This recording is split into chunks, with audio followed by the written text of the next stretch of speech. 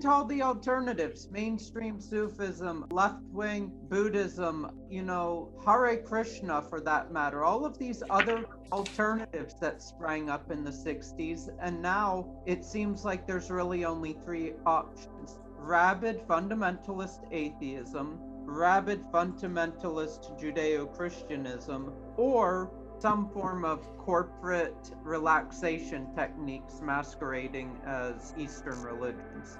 Yeah, but it's all this giant misunderstanding.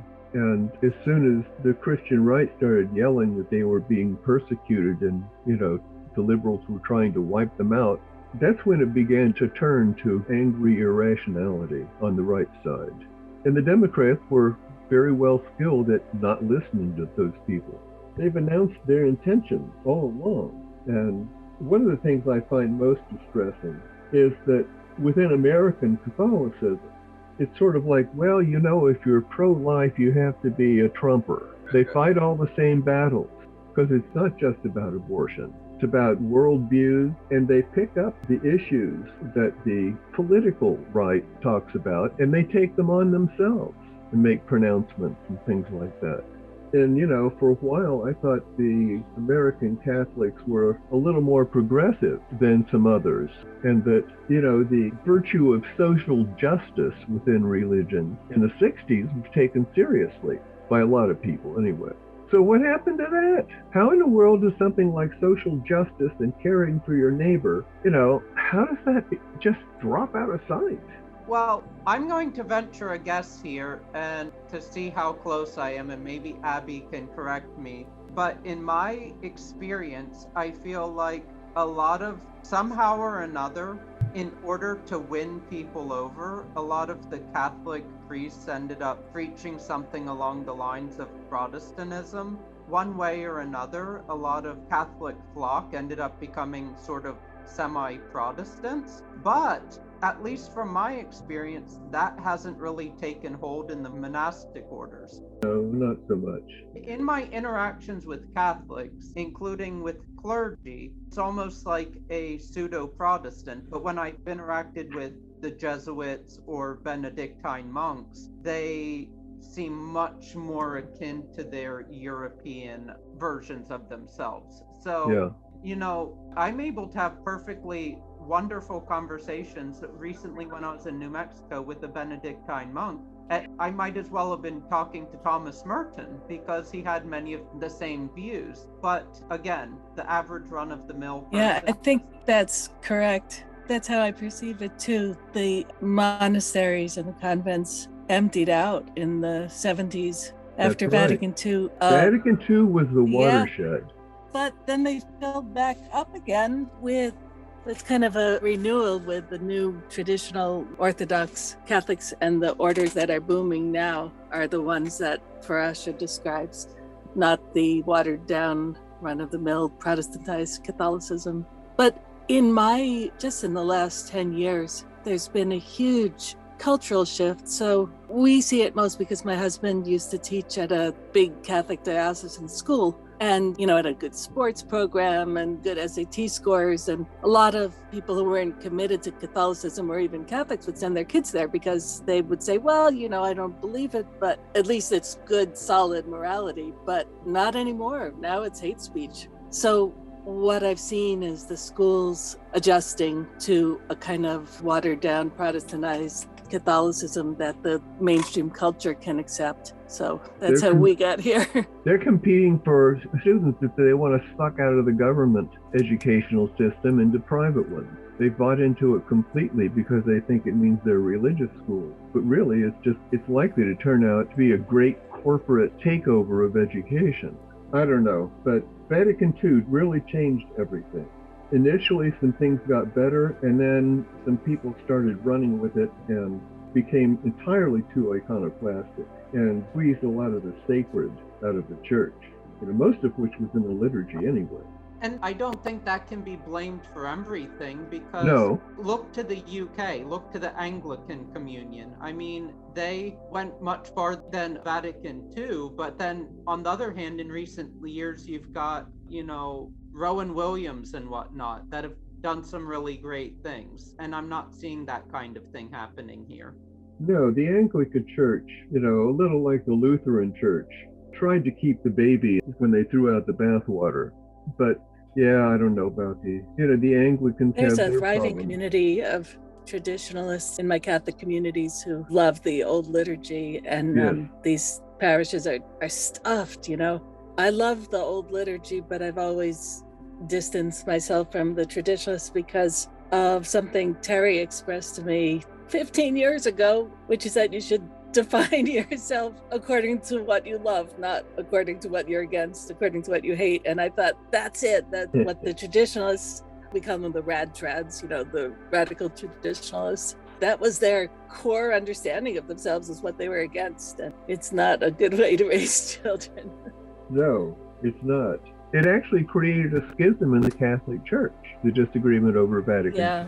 The really hilarious thing here, the irony, is that a lot of these rad trads, they actually reference people that were writing prior to Vatican II that actually did base themselves on what they loved rather than what they hated. People like Chesterton and people like C.S. Lewis, the Knox Bible. These are all good things, but then they're taking them and twisting them in ways that are unsavory. Yeah. That's right. There's always a temptation in any kind of conservatism to fight things, to, keep the status quo, whatever that is. And the church really did, I think, try to change things a little too fast. They should have started earlier and moved a little more slowly, maybe. They say that this is normal upheaval after any ecumenical council. The people who know something about history say if you look back to all the major councils, they're always followed by periods like this. So maybe it's inevitable. Yeah, that makes sense. So other than that, what are the lessons to be learned here? What happens next? And is it bad or good? And how could it be made better? If history is teaching us something. Everybody should go and read the Bible that has the red letters in it, and stop listening to their raving pastors. I mean, some of whom are good, of course, but, Well, wait a minute. I asked a question. Does anybody have any light on that one? I would say that it's twofold. If you break with the past completely, you do so at your own peril. But on the other hand, if you concretize yourself in the past, you do so at your own peril. Right. Life is this wonderful flow, and it's not individuals that are living, breathing organisms, but religions and churches as well. And when they give up all that's beautiful in order to look towards the future, they destroy themselves. But also when they have an idealized view of the past and aren't willing to, not let's say change, but adapt to the times and flow with the times, then they also die.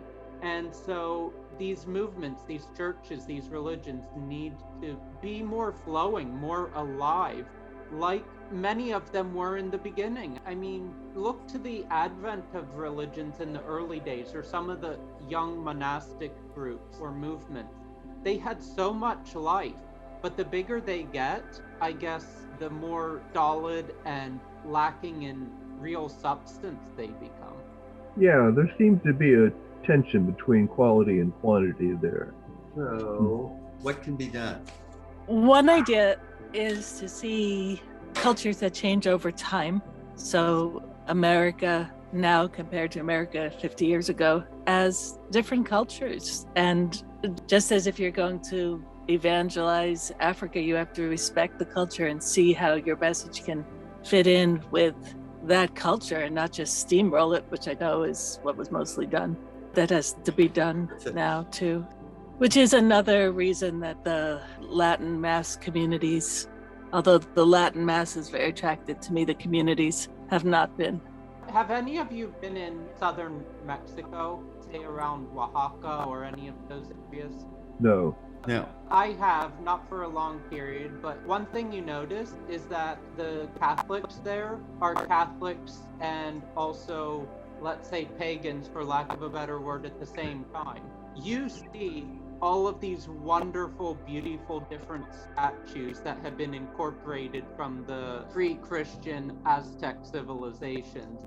And even the way that the Virgin Mary is portrayed in everything, it's very pre-Christian.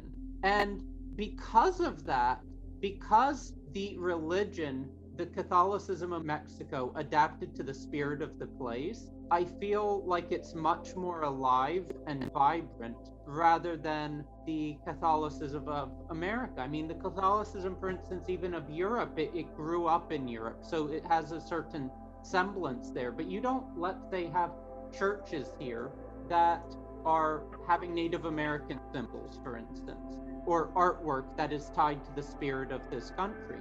And I think that is a loss on the part of religions. Yeah. And I think one of the things that the Southwest had going for them was that all the Spanish that they included when they drew their lines, Spanish-speaking people, I think were very seriously Catholic. I mean, I think it was really so ingrained in their lives that I think they may have preserved this to the benefit of others in that era, or at least their attitude toward the sacred. That sounds true. Yeah. Well, they had monasteries all over that place, and of course they were trying to bulldoze the other spiritual traditions they encountered, but they had these monasteries. And who's the Catholic priest that goes to, is it New Mexico, where there's an order there? Is that New Mexico? Did Brother James go there once or more?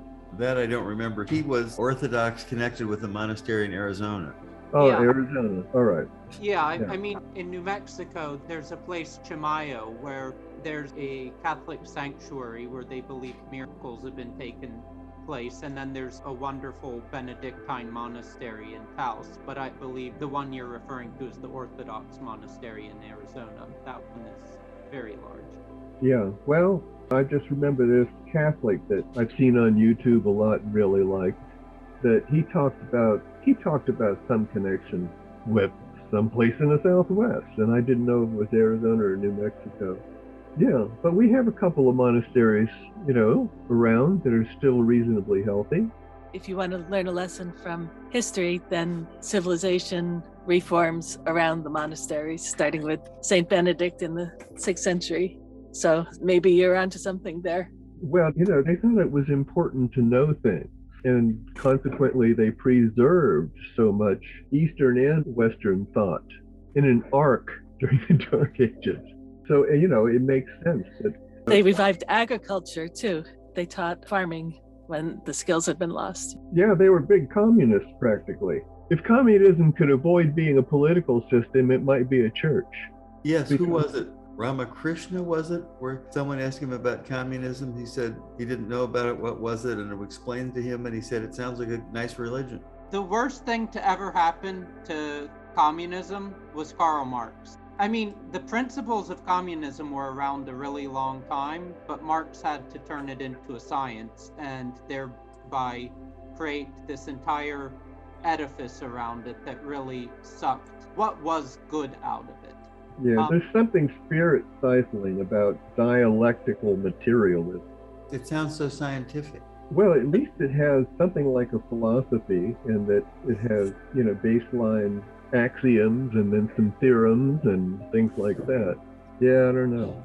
Abby, I was going to say the monasteries, communism works in a monastery because everybody's there for a different reason out of devotion to their religion. And so communism is kind of a side effect. But if you make it the center, intentional communities tend to turn into cults for that reason. They can't be centered on themselves or you get oppression or cults. Yes.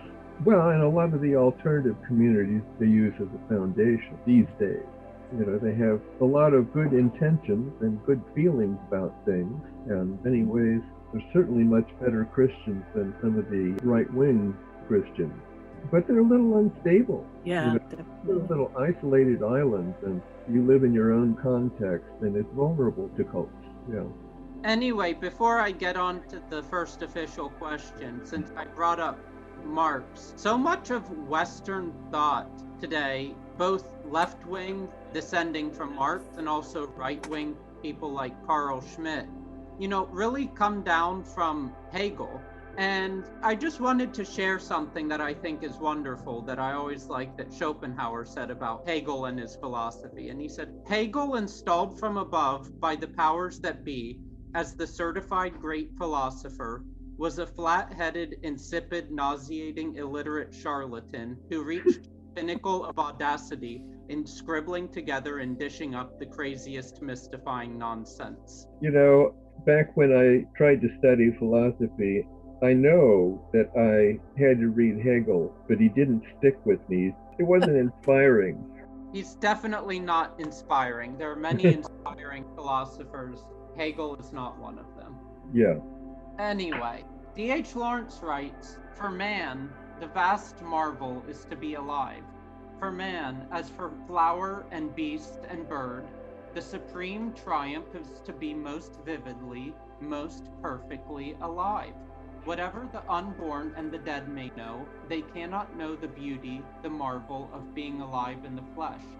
The dead may look after the afterwards, but the magnificent here and now of life in the flesh is ours and ours alone, and ours only for a time. We ought to dance with rapture that we should be alive and in the flesh and part of the living, incarnate cosmos. I am part of the sun as my eye is part of me. That I am part of the earth my feet know perfectly, and my blood is part of the sea. My soul knows that I am part of the human race. My soul is an organic part of the great human soul, as my spirit is part of my nation. In my own very self, I am part of my family. There is nothing of me that is alone and absolute except my mind. You'll find that the mind has no existence by itself. It is only the glitter of the sun on the surface of the waters, so that my individualism is really an illusion. I am part of the great whole, and I can never escape. But I can deny my connections, break them, become a fragment. Then I am wretched. What we want is to destroy our false, inorganic connections, especially those related to money, and re-establish the living, organic connections with the cosmos, the sun and earth, with mankind and nation and family. Start with the sun, and the rest will slowly happen. How can we re-establish our organic connections to the cosmos? Is, as Lawrence says, the best thing to start with the sun? Well, I think you have to start with a desire to do that. If you don't see anything special in the sun, you're probably not going to be open to serious spirituality. Unless the question is, how can you surprise those who aren't looking with the value of the profound and transcendent? Well, because if you decide to take up the struggle, I mean, that's most of the problem beginning. Yeah. Well, I don't know, but the sun is pretty amazing, and the stars are pretty amazing. You know, the problem is, as was it Great Elk who said that for the Native Americans everything is alive, but for the Europeans everything is dead. It's one of the things where you can't answer the question for someone who isn't asking the question. Exactly. So in a practical, literal way, electric lights make the sun kind of irrelevant. You don't have to pay any attention to it. You can have light whenever you want and block it out when you want. So Parash's questions are always practical, which I appreciate. So she starts with the philosophical, but her question is, how can we reestablish our organic connection to the cosmos? And I think starting with the sun is perfect. So now that it's winter's coming and it's darker early, I'm hereby making intention to not turn on the lights in the morning when I'm up and watch the sunrise, or at least the light dawn. No, well, that's very practical. Yeah, that's practical. I've done something similar. I decided I'm going to wake up a half an hour before the sun rises, go to sleep a couple hours after it sets, and if I need light after dark, I'm going to use a candle, because, you know, one very interesting thing about beeswax is it burns at the exact same color temperature of the sun as viewed from the earth. And not just that, there's a certain... Wait a minute, can I hear that again, please? That beeswax candle burns, the color of the flame is the same color temperature as the sun is viewed from the earth. You mean like the same kelvins? All right, yeah. Yeah, the color temperature, the kelvins. We're surrounded by all these blue lights, and the light bulbs that we get, especially now, it's still farther towards that blue end of the spectrum, even the orange ones, whereas the candle, it's this bright orangish red. And also there's a certain joy in just looking at the flame dancing. Yeah, it's alive. Yeah, it's alive. There's no flame dancing in a light bulb. And, practically speaking, I've noticed one thing very interesting is that I've had a lot of success. I've never tried to convert everyone, never will, to anything. A lot of success introducing people that are ecologically minded atheists to spirituality, but never exoteric people of faith. Because my view here is that those people that exoterically speaking are atheists aren't really atheists. I say they're believers, but they don't know it yet. Because in order to truly love a wildflower, they already know God. Right. They don't know they Besides, do. they believe something. Well, yes, but belief is not all it's cracked up to be. What do you mean? Well, what I mean is you can believe anything. And, people get passionate about their beliefs, but they take them for granted, and they haven't received, for the most part, the scrutiny as they ought to have. So the fact that you strongly believe in something means nothing about its truth value. No, but it does mean that the believer is capable of believing. Yes. Oh, yes. I mean, it's important to have that faculty. Yeah, I've had the same experience Ada Badria has had about watching the conversion of hardcore atheists to be believers, but not the wishy-washy, Well, if you're a nature lover, whether you can put it into words or not, you've already been attracted by, a constantly changing, living world, and you sense the specialness of it. Abby, there's something in the Gospels about not being lukewarm. I would that you were hot or cold, but you're lukewarm, and so I will spew you out of my mouth. I'll do. Yeah, that's a scary That's what I meant to say. Yeah, Goldilocks would have made the wrong choice. The sun, I love the idea of starting with the sun, because the sun tells us of death and resurrection, of coming into existence and dying and coming back to life, Every And day. I've heard the Sufis say that every breath you take should remind you of you coming into existence, and every breath you exhale should remind you of your death. That's how we live. So we have each breath, and then we have each day, and we have the seasons. There are plenty of reminders. But if we cut ourselves off from them with electric lights, then that's one less natural reminder that we have. That's right. Well, we live in, boxes that are half machine. And, we have so much technology that substitutes for something real. Nature's just important. If you find somebody that reacts to something as if it were sacred, that person has a chance. Right. You may have to learn their language in order to talk to them, but that's not a worthless thing. I particularly like the expression, the glitter of the sun on the surface of the waters. That's really all the mind is. Yeah, I like that too. Which doesn't mean there's no light in it, but it's not its own light. Which brings the moon into it, because the moon shines with light from the sun. Yes.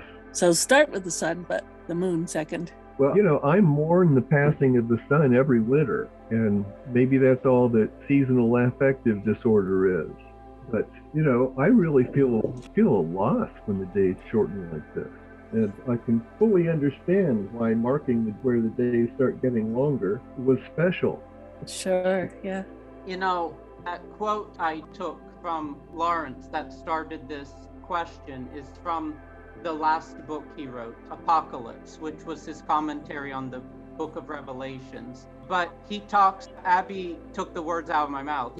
He talks a lot, not just about the sun, but about the moon, not just about getting back in touch with the cosmos, but also about the rhythms, monthly, weekly, yearly, daily rhythms. And he goes into this a great deal, including talking about the Islamic prayer and other rituals, because in many respects, that's to get us in touch with things.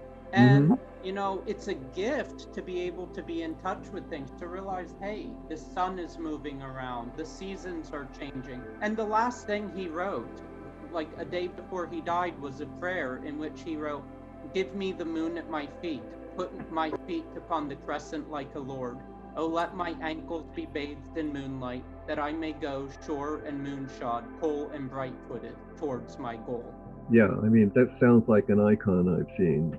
I'm not thinking of a specific one, but it sounds like an icon. In the Catholic tradition, and this exists somewhat in Islam too, there's a liturgical year, which is meant to connect the seasons of the year to the seasons of salvation history. So in the Catholic liturgy, we're coming to the end of the year. I think it's next weekend, which is the Feast of Christ the King, which celebrates the first coming, but also the second coming. So it's looking to the past and then the future. And then we start over again with Advent, remembering 4 weeks to remember the 4,000 years of preparation for the coming of Christ, and then Christmas all the way through Easter. But that's the liturgical year is rejected in most forms of Protestantism. Yes. Well, there is a thing about those kinds of cycles and repetitions that, you could say that rhythm is the mark of oneness on time. That's a lovely phrase. Right. Because, in rhythm, there are the individual beats. Right, exactly. That ties in with Frash's other questions, so that's good. But the fact that they have a rhythm means they're part of something greater than each beat. Yes, exactly. And the fact that they fill time tells you something.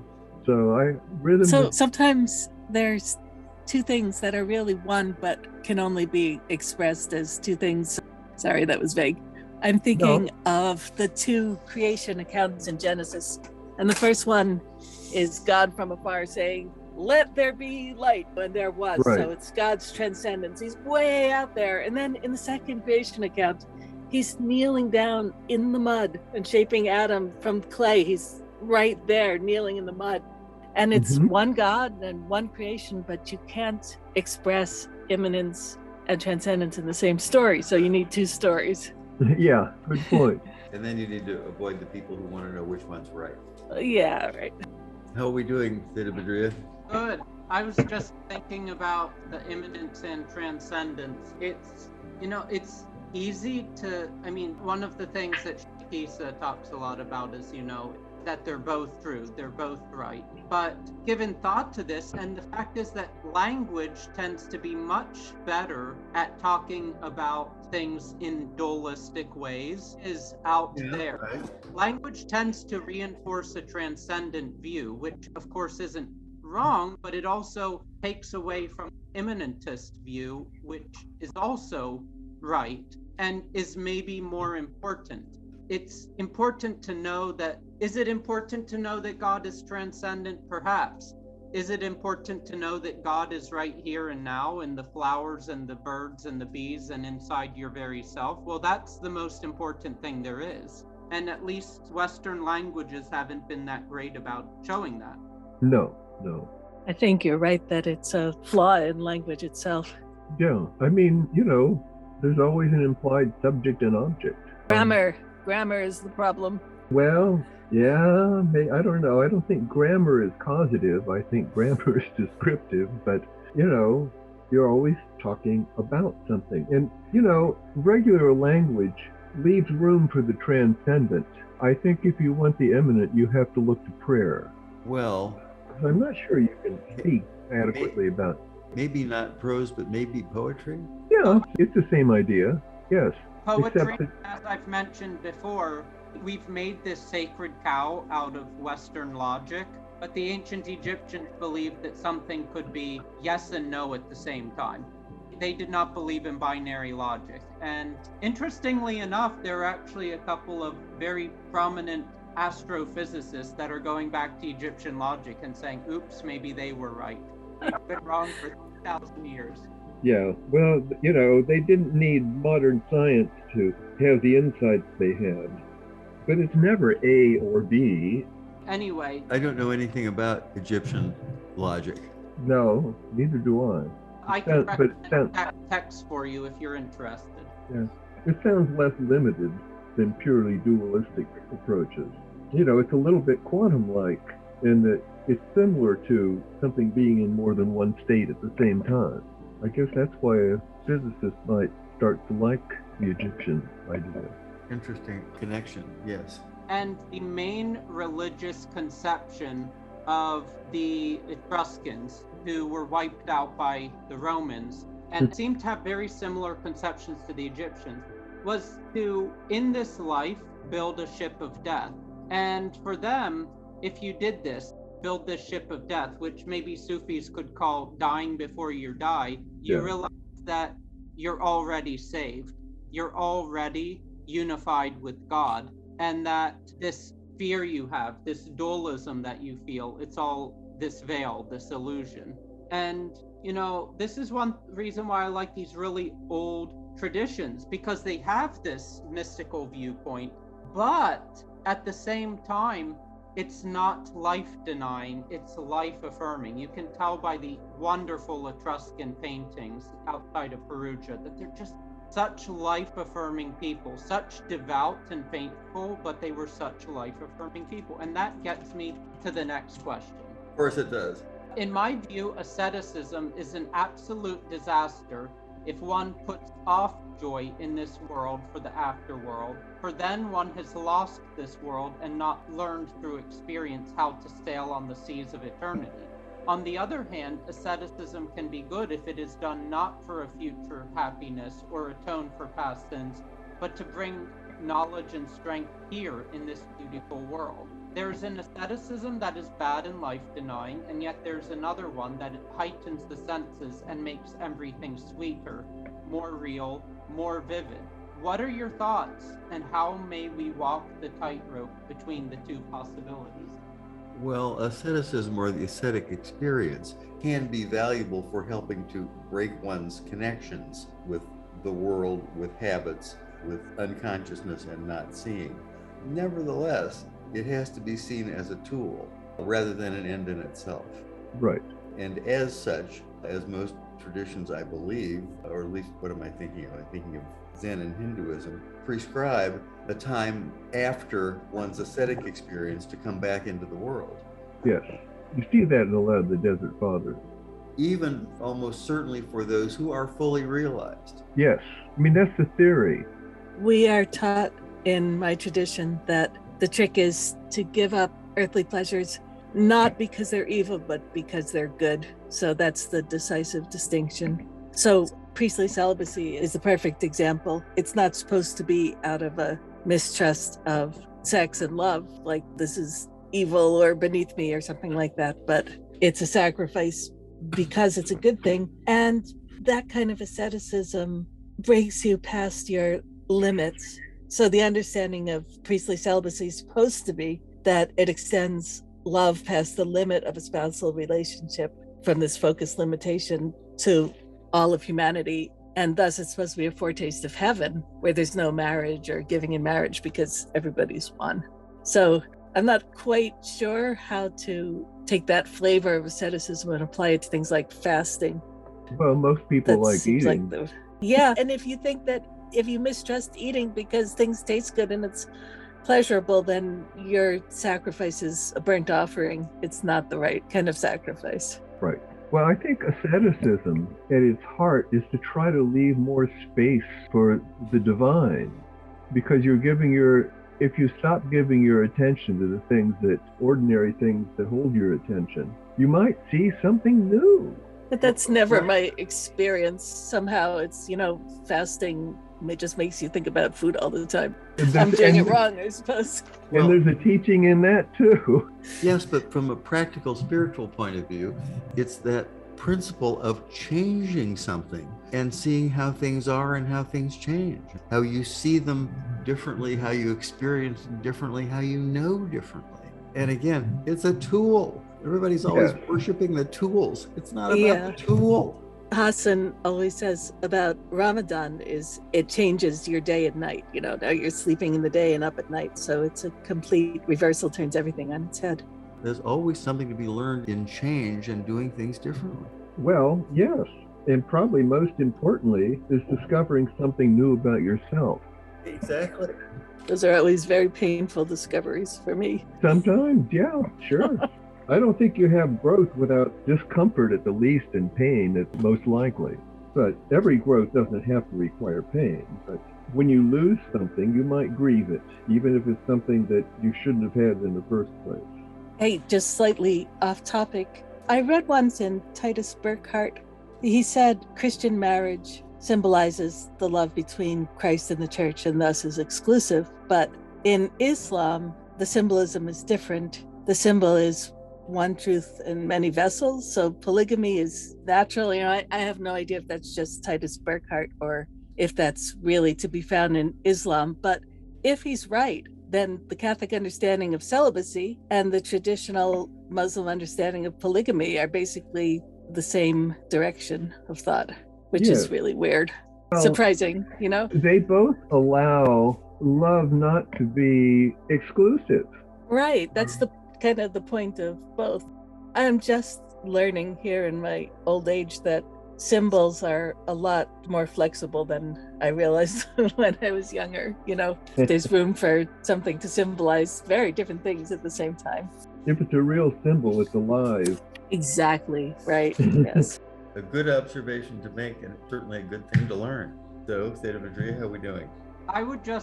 I think you're doing well. There's just one thing I was thinking of when you were talking about this, and also then bringing marriage in and everything. I was thinking of something Aldous Huxley said, and I have this here. Basically, it's a very long quotation, but essentially what he's saying is, at least Protestant Christianity, by deconsecrating a person's body and the diverse world with which it participatively communicates through the instincts, feelings, and desires, by robbing them of their divine meaning, it has left him without defense against our mechanized civilization.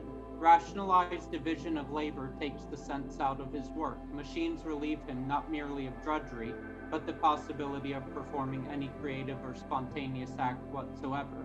And this is now true of his leisure as well as of his labor. He has almost ceased to try to divert himself, but sits and suffers as standardized entertainment could trickle over his passive consciousness. And I think this is an interesting thing he's saying here, because it's essentially, when you look to much of the common consciousness of most exoteric believers, as much as they may privately like the body, they disdain the body, they think that the body's desires are a bad thing.